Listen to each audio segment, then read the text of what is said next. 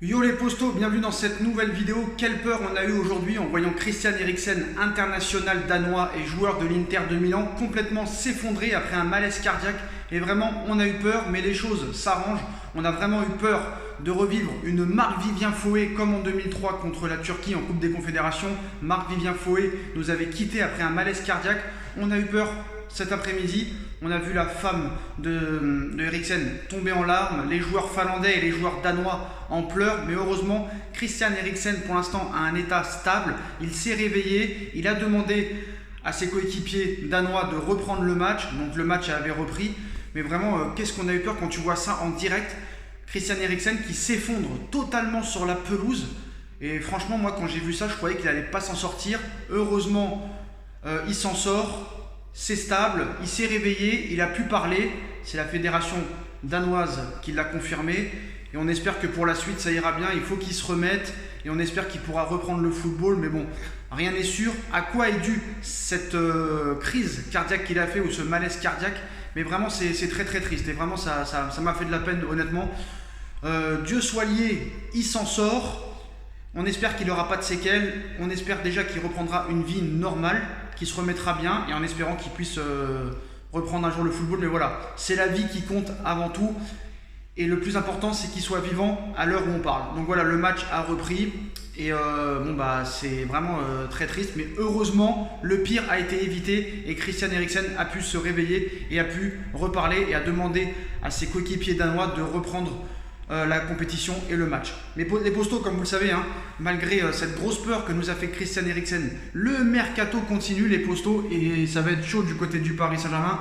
Il va y avoir vraiment un feuilleton Kylian Mbappé cet été parce que voilà, en conférence de presse hier, il a dit qu'il ne sait pas réellement si le PSG est le meilleur endroit pour continuer sa carrière. En tout cas, il l'espère. On a l'impression que Mbappé veut être le directeur sportif quand on écoute un petit peu, même si Nasser l'avait remis un petit peu à sa place la semaine dernière en disant que c'est pas à lui de choisir les joueurs. En tout cas, les dernières infos sur Kylian Mbappé, on a vu encore des nouveaux extraits de son interview et on en sait un peu plus sur les modalités des négociations et de ce qu'il demande réellement. Donc pour prolonger, Kylian Mbappé déjà veut un très gros salaire. Il réclame plus de 30 millions d'euros. Il veut un projet sportif. Et le projet sportif apparemment est sa priorité devant le salaire. Donc apparemment, il pourrait avoir 30 millions d'euros par an. Le projet sportif avec un très gros recrutement. Et possible bonus comme Neymar en cas de victoire en Ligue des Champions. Le Real Madrid, lui, attend. Pour Liverpool, apparemment, ça paraît impossible à l'heure où on parle. Nasser Al-Khelaifi, président du Paris Saint-Germain, est très impliqué dans les négociations pour Kylian Mbappé. Peut-être même plus que Leonardo, donc à voir ce qui va se passer. Pour Donnarumma, visite médicale la semaine prochaine, qui aura lieu après Italie-Suisse. Mercredi prochain, le contrat va aller jusqu'en 2026, c'est quasiment bouclé entre le PSG et ses avocats. Pour le dossier Lionel Messi, pour l'instant, toujours pas d'avancée. J-18 avant la fin de son contrat au FC Barcelone et toujours pas de prolongation de contrat.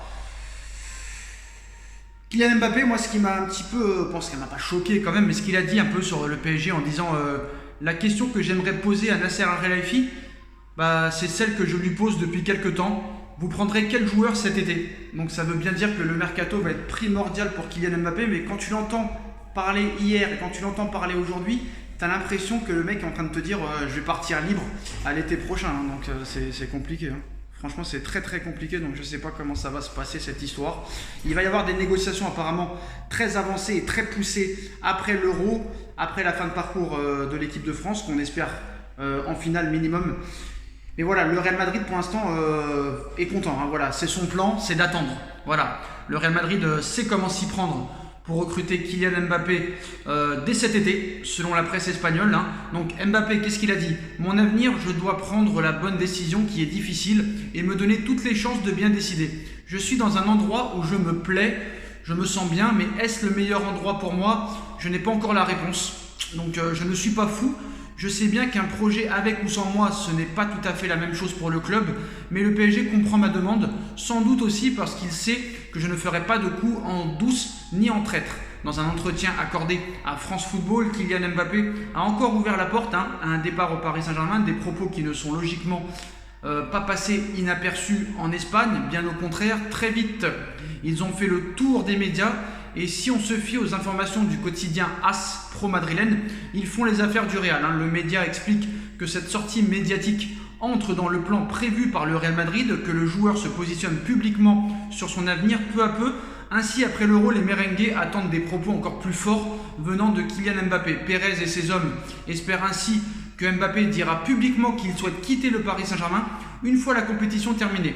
Et c'est là que le Real Madrid, discret et tapis dans l'ombre pour ne froisser personne et surtout pas ses relations avec Nasser et avec le Paris Saint-Germain, qui pourrait attaquer dans ce dossier.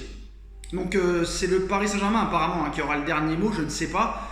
Et les Madrilènes préfèrent payer cet été que d'attendre l'été 2022. Même quand les Franciliens ne pourront rien faire quand il sera gratuit, les Madrilènes espèrent aussi boucler l'opération rapidement avant que l'UEFA mette en vigueur les nouvelles lois du fair play financier moins strictes et qui donneront plus de liberté économique au PSG. Donc apparemment, rendez-vous après l'Euro. Le Real Madrid veut absolument profiter de l'assouplissement du fair play financier en attendant la nouvelle réforme pour attaquer sur le dossier Kylian Mbappé. Donc le Real apparemment est prêt à tout pour avoir Kylian Mbappé cet été. En tout cas, ce mercato va être très chaud les postos et aussi au niveau des arrivées, des départs. Du côté du Paris Saint-Germain, Mauro Icardi, CR7, ça bouillonne. Ça bouillonne pour l'opération rêvée par le Paris Saint-Germain. Le PSG pourrait vraiment profiter des envies de départ de CR7 du côté de la Juve. Donc ça va vraiment être très animé du côté du Paris Saint-Germain. En Italie, le Milan est aussi intéressé par Mauro Icardi. Mais ça va être compliqué pour eux, faut pas se mentir. D'après les informations de la Gazzetta dello Sport, le Milan aurait eu vent de contacts très avancés survenus ces derniers jours entre la Juventus et le Paris Saint-Germain.